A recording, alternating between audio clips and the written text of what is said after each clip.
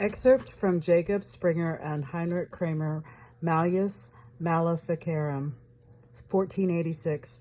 The method of beginning an examination by torture is as follows. First, the jailers prepare the implements of torture, then they strip the prisoner. If it be a woman, she has already been stripped by other women, upright and of good report. The stripping is lest some means of witchcraft may have been sewed into the clothing, such as often taught by the devil. They prepare from the bodies of unbaptized infants murdered, that they may forfeit salvation. And when the implements of torture have been prepared, the judge, both in person and through other good men zealous in the faith, tries to persuade the prisoner to confess the truly freely, but if he will not confess, he bid attendants make the prisoner fast to the strappado or some other implement of torture. The attendants obey forthwith, yet with feigned agitation.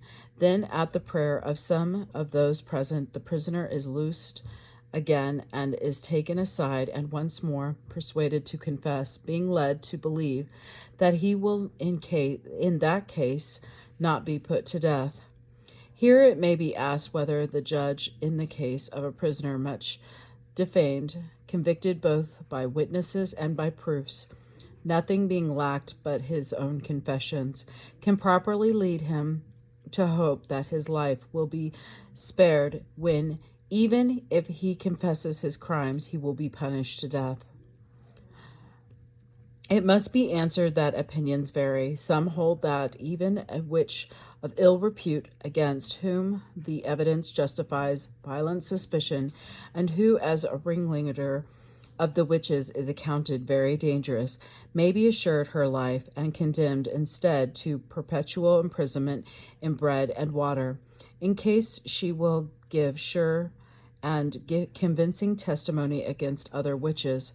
Yet this penalty of perpetual imprisonment must not be announced to her, but only that her life will be spared, and that she will be punished in some other fashion, perhaps by exile.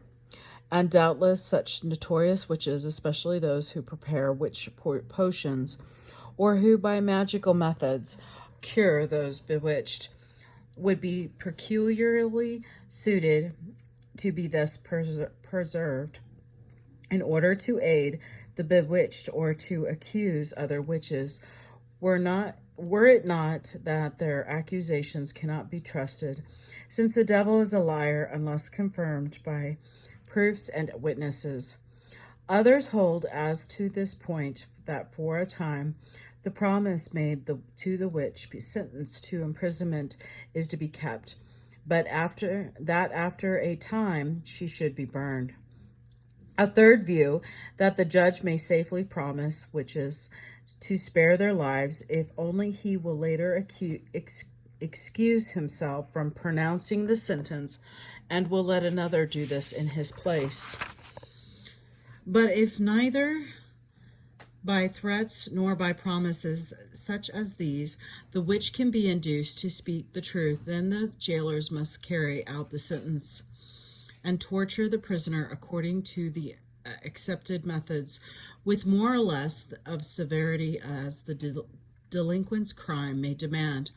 And while he is being tortured, he must be questioned on the articles of accusation, and this frequently and persistently, beginning with the lighter charges, for he will more readily confess to the lighter than the heavier.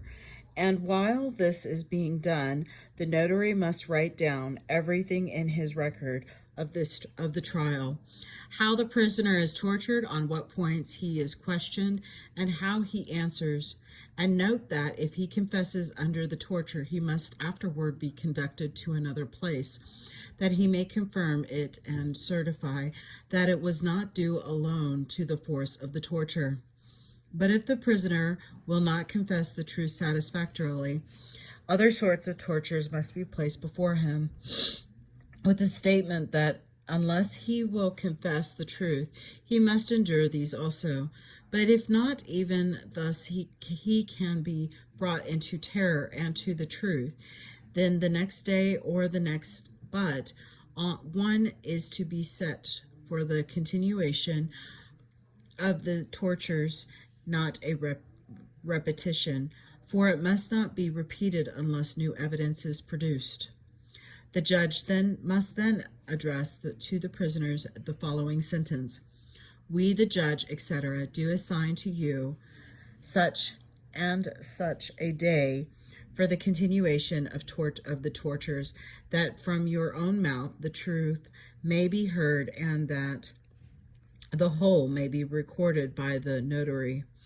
And during the interval before the day assigned, the judge in person or through approved men must, in the manner above described, to persuade the prisoner to confess, promising her, if there is aught to be gained by this promise, that her life shall be spared.